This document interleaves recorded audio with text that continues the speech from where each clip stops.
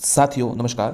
साथियों राजस्थान देखिए कि पुस्तक देख लीजिए आप। पहले पुस्तक का नाम और देख लीजिए। 10वीं की पुस्तक है राजस्थान का इतिहास और संस्कृति। सभी प्रश्न इसी में से पेपर बनते हैं। कई बार आपने देखा होगा, हर बार पेपर यहीं से बनते हैं। तो हमने साथियों यहाँ तक पढ़ लिया था। आगे देख लेते हैं। ये महाराणा सांगा तक पढ़ लिया था। महाराणा उदयसिंह जी पढ़ते शुरू करते हैं आज वापस क्लास। साथियों आप चैनल को सब्सक्राइब जरूर कीजिए और वीडियो को लाइक एवं शेयर कीजिए। आप ठीक लगे तो, अन्यथा वापस अनसब्सक्राइब कर दीजिए, कोई बड़ी बात नहीं है। परंतु अगर आपको ठीक लगे और आप चाहते कि लगातार क्लास आती रहे तो आप सब्सक्राइब जरूर कीजिएगा और लगातार पूरी की पुस्तक ये करवा देगी जल्दी। और फिर 9th की भी है और 10th 12th सभी और पुरानी पुस्तकें और बहुत से नोट्स भी है। चलिए शुरू कर दें। तो देखिए, महाराणा उदयसिंह 1537 से 1572 राजस्थान के इतिहास में अपने महान बलिदान के कारण ख्याति प्राप्त पन्ना धाय ने अपने पुत्र चंदन का बलिदान करके उदयसिंह को बनवीर से बचाया था। उदयसिंह को राज्याभिषेक हुआ तथा 1546 में मावली, ध्यान रखिएगा, देखिए यही ये देखिए उदयसिंह को बचाकर कुंभलगढ़ में रखा था। ये ध्यान रखिए, कुंभलगढ़ किले में रखा गया था। यही मालदेव के सहयोग से 1537 में उदयसिंह का राज्य से हो गया। कहाँ हुआ? कुंभलगढ़ में। 1546 में मावली उदयपुर में युद्ध में मालदेव के सहयोग से बनवीर की हत्या कर मेवाड़ की पैतृक सत्ता उदयसिंह ने प्राप्त की। मावली का युद्ध, ध्यान रखिएगा। उदयसिंह को वापस कैसे प्राप्ति हुई? मावली के युद्ध से। और फिर देखिए, उदयसिंह ने 1559 में उदयपुर नगर बसाकर उसे अपनी राजधानी बनाई। यहाँ उन्होंने उदय सागर झील मोती मगरी के सुंदर महलों का निर्माण कराया। अक्टूबर 1567 यानी 67 में अकबर ने चित्तौड़ पर आक्रमण किया। अपने सरदारों की सलाह पर उदयसिंह किले की रक्षा का भार जयमल और पत्था नामक 2 सेना नायकों को सौंपकर पहाड़ियों में चले गए। किले की रक्षा द्वारा जयमल और पत्ता वीर गति को प्राप्त हुए। अकबर ने जयमल पत्ता की वीरता से मुक्त होकर आगरा के किले के बाहर उनकी हाथी पर सवार मूर्ति लगाई। ध्यान रखिएगा, हाथी पर सवार ये मूर्तियां इनकी दोनों की लगाई गई है, जयमल और पत्ता की, आगरा के किले। और इनकी जूनागढ़ में भी कुछ है, वहां पर भी मूर्ति है। आगे देखते हैं। महाराणा प्रताप 9 मई 1540 को कुंभलगढ़ में जन्मे प्रताप 1572 ईस्वी में मेवाड़ के शासक बने। महाराणा उदयसिंह ने जगमाल को अपना उत्तराधिकारी, साथी महत्वपूर्ण ये देखिए, महाराणा उदयसिंह ने जगमाल को अपना उत्तराधिकारी बनाया। ध्यान रखिएगा। मगर सरदारों ने उसे स्वीकार नहीं किया और प्रताप को गद्दी पर बिठा दिया। इस समय दिल्ली पर मुगल बादशाह अकबर का शासन था। प्रताप के सामने 2 मार्ग थे, या तो वह अकबर की अधीनता स्वीकार कर सुविधापूर्वक जीवन बिताए और अपना स्वतंत्र अस्तित्व, अपने देश की प्रतिष्ठा, या फिर अपने स्वतंत्र अस्तित्व बनाए रखे। दूसरा विकल्प चुनने की स्थिति में उन्हें अनेक कष्ट उठाने पड़े थे। फिर भी महाराणा प्रताप ने दूसरे विकल्प संघर्ष को चुना। इसी संघर्ष की तैयारी में उन्होंने सबसे पहले मेवाड़ को संगठित करने का बीड़ा उठाया। अपने कर्तव्य और विचारों में उन्होंने सामंतों और भीलों को एकजुट बनाया, जो सदैव देश की रक्षा के लिए उद्धत रहे। प्रताप ने प्रथम बार इन्हें सैन्य व्यवस्था में उच्च पद देकर सम्मान बढ़ाया।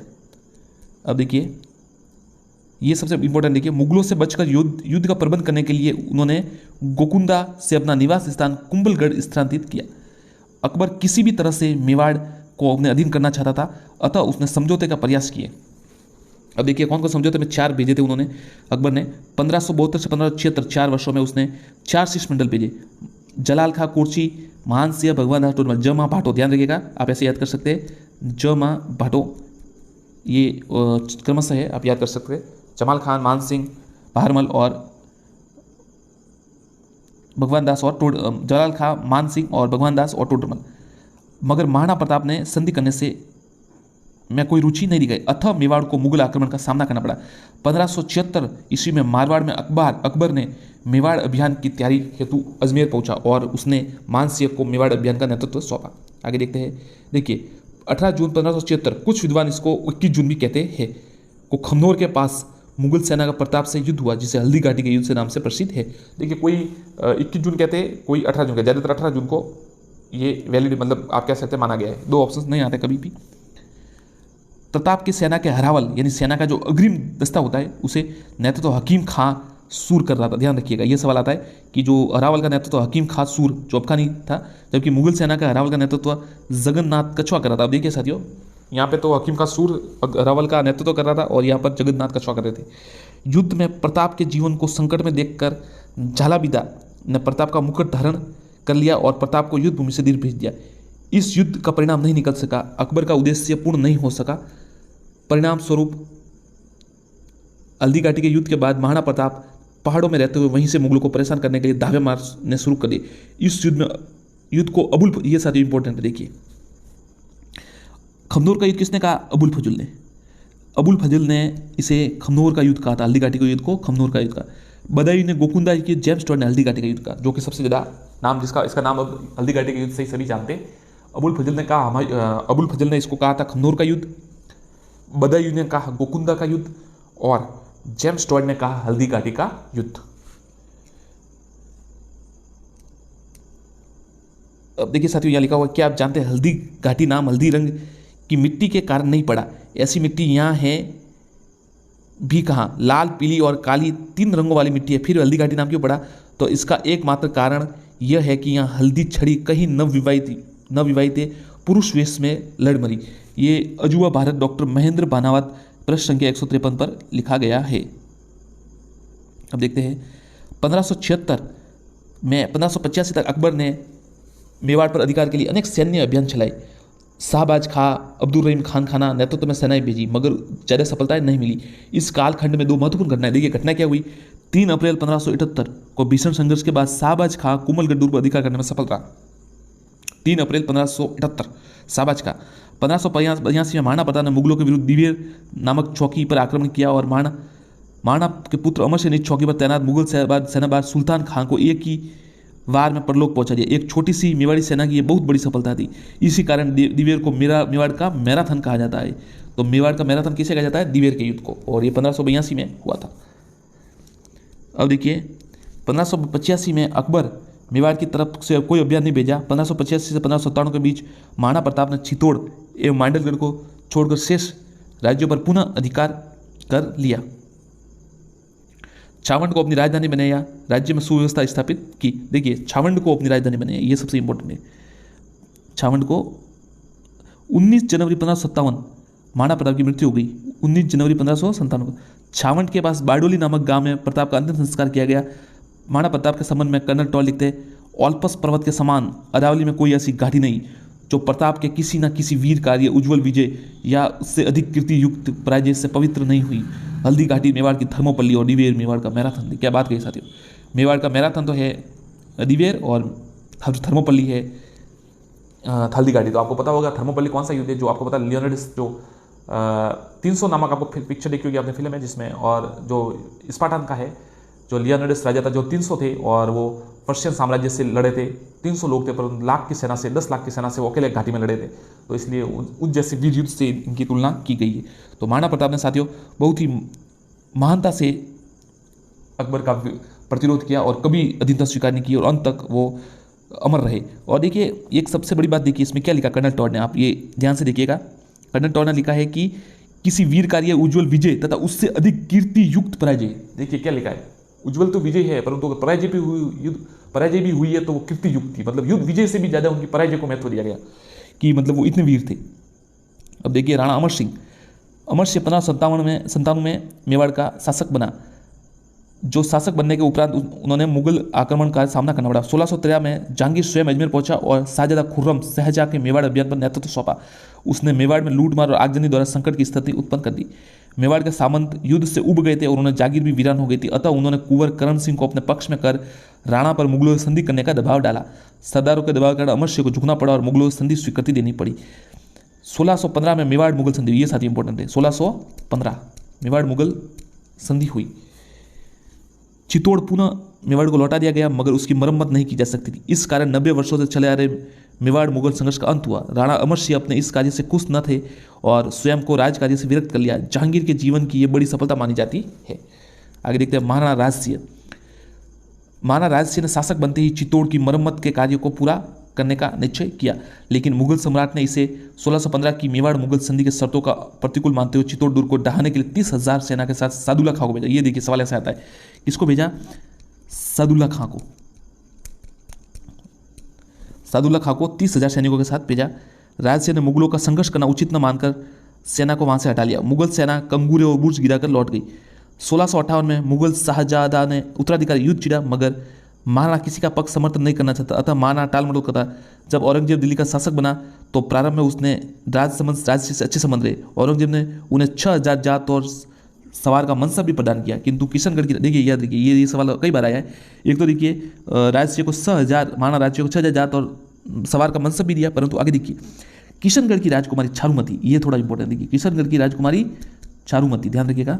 ये सब चारुमती के लिए वापस इनमें विवाद हो गया, जिसका विवाह औरंगजेब से होने वाला था, से विवाह करके राजसिंह ने 1669 में औरंगजेब को अप्रसन्न कर दिया। इसके बाद 1679 में औरंगजेब द्वारा जजिया कर लगाने का महाराणा राजसिंह ने विरोध किया। मुगल मारवाड़ संघर्ष छीनने पर महाराणा राजसिंह ने राठौड़ों का साथ दिया। 1680 में राजसिंह की मृत्यु हो गई।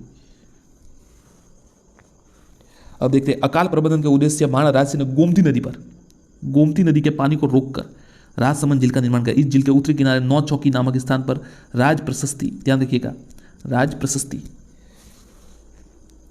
अकाल प्रबंधन के लिए गोमती नदी का पानी रोका था, राजसमंद झील का निर्माण कराया। और फिर देखिए इस झील के उत्तरी किनारे पर 9 चौकी पाल है जहां पर राज प्रशस्ति है, तो राजसमंद झील पर राज प्रशस्ति है। क्वेश्चन बनवाया, देखिए सबसे इंपॉर्टेंट ये संस्कृत भाषा में लिखित है और राज प्रशस्ति शिलालेख की रचना रणछोड़ भट्ट द्वारा की गई है। रणछोड़ भट्ट, ये प्रशस्ति 25 काले संगमरमर की शिलाओं पर खुदी हुई है। इसे संसार का सबसे बड़ा शिलालेख माना जाता है।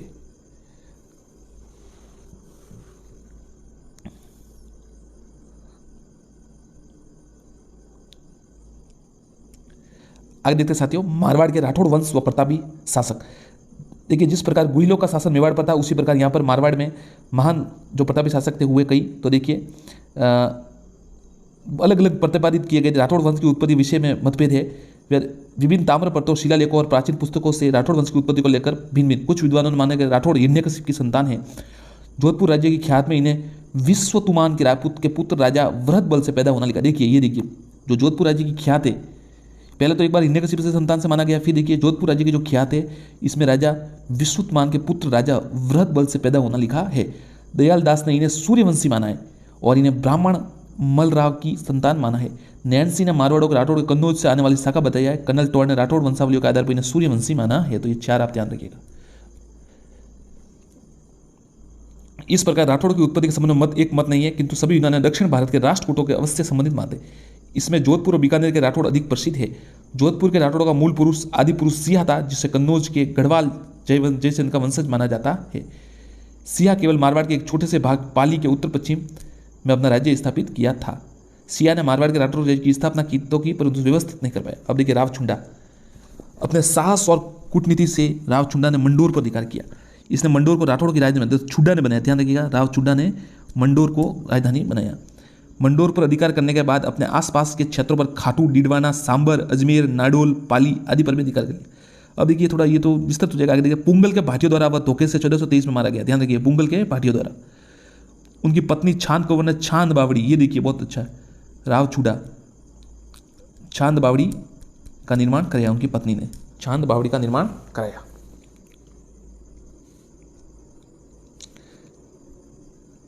छांद बावड़ी का निर्माण कराया। और अब देखिए राव रणमल अपने छोटे भाई कान्हा को मारवाड़ का शासक बनाए जाने से नाराज होकर मेवाड़ चला गया। इसने अपनी बहन हंसाबाई का विवाह राणा लाखा से कर दिया। ये विवाह रणमल ने इसी शर्त पर किया था कि हंसाबाई का पुत्र ही लाखा का उत्तराधिकारी होगा। अपने भांजे मोकल के मेवाड़ महाराणा बनने में मेवाड़ पर शासन रणमल का प्रभाव बढ़ गया। रणमल की 1438 में उसकी प्रेमिका भारमली के सहयोग से मेवाड़ी सांपतों ने हत्या कर दी। देखिए ये साथियों रावछुंडा ये जोधपुर के अलग है, और वो जो कुंवर वो है वो अलग है, जो भीष्म पितामह कहलाते। राव रणमल, अब देखिए राव जोधा मारवाड़ के राव रणमल का पुत्र था और 1438 में चित्तौड़ में रणमल की हत्या के बाद उसने जंगलों में रहकर अपनी शक्ति को संगठित किया। 1453 में वह मंडोर जीतने में सफल रहा। उन्होंने मेवाड़ में सुलह के लिए अपनी पुत्र का विवाह मेवाड़ी राजकुमार रायमल से कर दिया और उन्होंने 1459 में जोधपुर नगर बसाई। ये इंपॉर्टेंट है, 1459 में उस अपनी राजधानी बनाया। राव जोधा ने अपनी राजधानी को सुरक्षित रखने के लिए चिड़ियाटूक पहाड़ी पर दुर्ग बनाए, जिसे मेहरानगढ़ दुर्ग कहते हैं, विश्व प्रसिद्ध मेहरानगढ़ दुर्ग। राव जोधा ने दिल्ली के सुल्तान बहलोल लोदी को एक सेना को परास्त करके प्रतिष्ठा प्राप्त की। गौरीशंकर ओझा ने राव जोधा को जोधपुर का प्रथम प्रतापी शासक मानते हैं। अब देखिए राव मालदेव खानवा के युद्ध में राणा सांगा की ओर से भाग लिया। यद्यपि खानवा के युद्ध के समय मारवाड़ का शासक उसके पिता राव गंगा थे, परंतु 1532 में बहादुर शाह के मेवाड़ के आक्रमण द्वारा राणा विक्रमादित्य की सहायता की।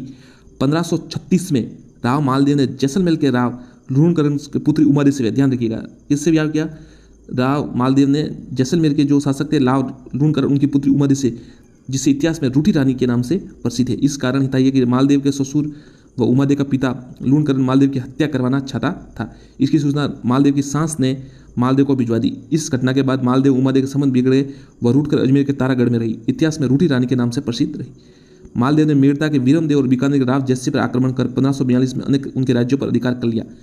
वीरमदेव व राव जस्सी शेरशाह की शरण में चले गए। 1539-40 में शेरशाह के हाथों पराजित होकर हुमायूं दर दर भटक रहा था। तब मालदेव ने हुमायूं की सहायता का संदेश भेजा, क्योंकि मालदेव जानता था हुमायूं का पूर्ण पराजय के पश्चात शेरशाह अगले शिकार स्वयं मालदेव ही होगा। और सर रूठी रानी को तो आपको पता हो गया कि रानी उमादेव, परंतु रूठा राजा राव बीका को कहा जाता है। 1543-44 में मालदेव ने शेरशाह सूरी पर आक्रमण का सामना करना पड़ा। शेरशाह की धूर्तता से मालदेव उसके सेनापतियों में अविश्वास पैदा हो गया और जिसे मालदेव मैदान छोड़ दिया। मगर उनके सेनापतियों जैता व कुंपा, ध्यान रखिएगा, जैता व कुंपा, गिरी सुमेल वाला युद्ध 1544 में गिरी सुमेल में शेरशाह से युद्ध किया, वीर गति को प्राप्त। उनकी वीरता से प्राप्त होकर शेरशाह कहना पड़ा कि एक मुट्ठी बाजरे के लिए मैं हिंदुस्तान की बादशाहत खो देता। शेरशाह की मृत्यु 1545 में कालिंजर के युद्ध में, ध्यान रखिए, कालिंजर के युद्ध में हुई। तोप से खुद ही वो तोप का गोला बैकफायर हो गया। अब देखिए 1562 में राव मालदेव की मृत्यु हुई। फिर बने राव चंद्रसेन। राव मालदेव ने अपने सबसे बड़े पुत्र राम से अप्रसन्न होकर उसे निर्वासित कर दिया। अपने दूसरे पुत्र उदयसिंह से भी मालदेव खुश नहीं थे, अतः उसने अपना उत्तराधिकारी नहीं बनाया। अतः चंद्रसेन मालदेव के उत्तराधिकारी बने, जो उनके तीसरे पुत्र थे। चंद्रसेन को अपने दो बड़े भाइयों राम सिंह और उदय सिंह का विरोध का सामना करना पड़ा। 1564 में राम सिंह ने सहायता लेने अकबर की शरण में चला गया। अकबर ने हुसैन कुली खां के नेतृत्व में एक सेना भेजकर जोधपुर पर 1564 में अधिकार लिया। किसके नेतृत्व में? हुसैन कुली खां। 1564 में अकबर ने इस पर जोधपुर पर कब्जा कर दिया। हुसैन अली खां के नेतृत्व, ध्यान रखिएगा, हुसैन अली खां 1564 जोधपुर में भेजा गया। 1570 में अकबर ने नागौर दरबार के दौरान चंद्रसेन भी जोधपुर में प्राप्ति की आशा में नागौर आए, परंतु अकबर उसके भाइयों उदय सिंह को झुकाव देखकर नागौर छोड़कर दिया और संघर्ष का रास्ता चुना। अकबर ने बीकानेर के राय सिंह को जोधपुर का अधिकारी नियुक्त कर चंद्रसेन को मारवाड़ से सहायता मिलने या इससे मार्ग से गुजरात में हानि पहुंचाने की संभावना समाप्त कर दी। तो सबसे पहले राय सिंह को बनाया, ध्यान रखिएगा। अधिकारी किसको बनाया? हुसैन अली खान के नेतृत्व 1564 में तो सेना भेजी थी, परंतु राय सिंह को जोधपुर का अधिकारी नियुक्त किया। अब देखिए 1565 में जोधपुर की छोड़ने के बाद चंद्रसेन ने कुछ समय बादराजूड़ में रहकर मुगलों का फौजों का विरोध किया। सिवाना का गढ़ और पहाड़ी मार्ग दुर्गम थे, जहां वह चंद्रसेन को पता न लगा तो मुगल अधिकारियों ने उसके समर्थकों को समाप्त करने का प्रयत्न किया। राव सुखराज सूजा देवीदास चंद्रसेन के साथी थे। मुगल सेनाओं ने इन्हें जगह जगह खूब खदेड़ा। इसके बाद चंद्रसेन के विरुद्ध सिवाना मुगल शक्ति लगा दी गई। तंग आकर चंद्रसेन रामपुरा की पहाड़ियों में चले गए। ये जानकर कि मुगलों की छोटी सेना के लिए इतने विस्तृत पहाड़ी क्षेत्र घेरना कठिन था, बादशाह ने सेना में वृद्धि कर दी। फिर भी चंद्रसेन हाथ न आए। सिवाना से निकलकर चंद्रसेन पिपलोद और वहां काणूजा के पहाड़ों में चले गए और आसपास लूट खसोट आरंभ कर दी। इस नीति से मारवाड़ में लोग अप्रसन्न हो गए। ऐसी स्थिति में उन्होंने मारवाड़ छोड़कर सिरोही और फिर डूंगरपुर बांसवाड़ा में शरण ले ली। फिर भी मुगल सेना ने उनका पीछा न उठा। इस प्रकार निरंतर मुगलों से चंद्रसेन संघर्ष करते रहे। 1581 में अपनी मृत्यु तक जारी रखा। विश्वेश्वरनाथ रेऊ ने चंद्रसेन की तुलना महाराणा प्रताप से की, जिन्हें उसी के समान मुगल शक्ति का सामना करना पड़ा। पहाड़ों में भटककर मुगल सेना के अधिक शिकार। इसी कारण चंद्रसेन को मारवाड़ का प्रताप कहा जाता है और महाराणा प्रताप का अग्रगामी भी कहा जाता है। अब देखिए मोटा राजा उदय सिंह 1581 से 1583 के मध्य मारवाड़ खालसा आईने सीधे केंद्र के अधीन था। 1583 में अकबर ने उदय सिंह को मुगलों के अधीनता स्वीकार में जोधपुर का शासक नियुक्त किया। ये चंद्रसेन के भाई थे। उदय सिंह ने 1587 में अपनी पुत्री जोधाबाई जगत गुसाई का विवाह जहांगीर के साथ किया। खुर्रम जहांगीर की इसी पत्नी से उत्पन्न हुआ था। इस विवाह के बाद अवसर पर उदय सिंह को 1000 का मनसबदार प्रदान किया गया। महाराजा जगतसिंह प्रथम, जगतसिंह जी का जन्म 16 जगतसिंह जो है महाराणा जगतसिंह 1626 में बुरहानपुर में हुआ था। अपने पिता गज सिंह के स्वर्गवास के समय जसवंत सिंह अपने विवाह महाराणा जसवंत सिंह का जन्म, माफ कीजिएगा, जगत सिंह ने महाराणा जसवंत सिंह का जन्म बुरहानपुर में हुआ था। अपने पिता गज सिंह के स्वर्ग के समय जसवंत सिंह अपने विवाह हेतु बूंदी में थे। गज सिंह की मृत्यु का समाचार प्राप्त होते ही बादशाह शाहजहां के द्वारा उन्हें आगरा पहुंचने का निमंत्रण मिला। वहां पहुंचने पर शाही तौर से उन्हें टीका दिया गया और खिलियत, चढ़ाऊ, जमदर आदि वस्तुओं को सम्मानित किया गया। इसी अवसर पर उन्हें राजा का खिताब था 4000 जहाज सवार मनसब प्रदान किया। चूंकि उनकी आयु उस समय 11 वर्ष थी, बादशाह ने आसोपा ठाकुर राज सिंह कुंपावत को 1000 जात और 400 सवार मनसब देकर जोधपुर राज्य का मंत्री नियुक्त किया। किसको मंत्री नियुक्त किया? आसोप के ठाकुर राज सिंह कुंपावत को। 1645 में इसे आगरा का प्रबंध सौंपा जसवंत सिंह को। 1648 में इन्हें कांधार अभियान भेज दिया गया। उत्तराधिकार युद्ध में 1657-58 में उन्होंने औरंगजेब के विरुद्ध धर्मत के युद्ध में दारा का साथ दिया, लेकिन कासिम खां के विश्वासघात के कारण दारा की पराजय हुई। जसवंत सिंह को जोधपुर लौटना पड़ा। दारा शिकोह अगर मुगल बादशाह बना होता तो कुछ अलग ही बात होती। जसवंत सिंह के जोधपुर के पहुंचने पर उनकी उदयपुर रानी ने किले के द्वार खोलने से इनकार कर दिया और कहलवा भेजा कि राजपूत या तो युद्ध में विजयी लौटते या मर मिटते, महाराजा पराजय के बाद नहीं लौट सकते। ये कहकर वह सती होने की तैयारी करने लगी। अंत में रानी मां के समझाने व जसवंत सिंह द्वारा पराजय का बदला लेने का वचन देने पर दुर्ग के द्वार खुले। इस कथा की सत्यता पर संदेह किया जाता है, किंतु इस कथा को श्यामल दास ने मान्यता दी है। 5 जनवरी 1659 में खजुआ के मैदान में, ध्यान रखिएगा, 1659 में खजुआ के मैदान में औरंगजेब और जसवंत सिंह का आपसी अविश्वास के कारण शाही डेरे को लूट कर जोधपुर रवाना हो गया। बाद में जय सिंह के मध्यस्थता से जसवंत सिंह और मुगल सम्राट औरंगजेब के बीच मनमुटाव कम हुआ। फलतः उनका मस्तक पुनः बहाल कर 1659 में गुजरात का सूबेदार बनाया गया। 1662 में जसवंत सिंह को मराठों के विरुद्ध साहित्य खां की सहायता करने के लिए दक्षिण में भेजा गया, परंतु शिवाजी के विरुद्ध कोई खास सफलता नहीं मिली। 1673 में जसवंत सिंह को काबुल भेजा गया। बाद में जमरूद में रहने का आदेश दिया गया और वहीं 28 नवंबर 1678 में उनकी मृत्यु हो गई। जसवंत सिंह विद्वानों के आश्रयदाता थे। उनके समय विद्वानों के सूरत, देखिए विद्वान कौन थे, सूरत मिश्र, नरहरि दास, नवीन कवि बनारसी दास, ये कवि थे। मोड़ोत नैन्सी उनका मंत्री था। नैन्सी ने नैन्सी की ख्यात और मारवाड़ परगने की विगत नामक ग्रंथों की रचना की। धन्यवाद साथियों, मारवाड़ मेवाड़ दोनों हो गए। अगले वीडियो में हम बीकानेर और अन्य पढ़ेंगे, अजमेर सभी है पढ़ेंगे। धन्यवाद। चैनल को सब्सक्राइब करें, वीडियो को लाइक शेयर करें। धन्यवाद।